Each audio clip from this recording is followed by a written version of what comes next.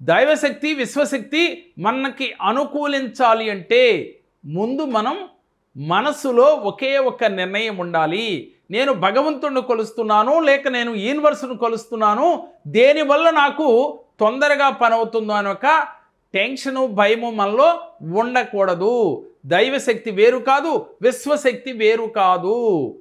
ప్రతి వ్యక్తి గుర్తించుకోవలసింది మనస వాచ కర్మణ మనం నమ్మకంతో ఆరాధించాలి. దైవశక్తి వేరు కాదు, విశ్వశక్తి వేరు కాదు. ఈ విశ్వ చైతన్యంలో భగవంతుడైన యూనివర్స్ అయిన పంచభూతాలైన ఇవన్నీ కూడా ఒక డివైన్ పవర్. కాబట్టి అటువంటి డివైన్ పవర్ని మనం అందుకోవాలి అంటే ఒక మెగా పవర్ ఎలాగో ఈ డివైన్ పవర్ని మనం అందుకోవాలి అంటే మనం పరిపూర్ణంగా నమ్మకంతో భగవంతుణ్ణి లేక యూనివర్స్ని ఆరాధించాలి.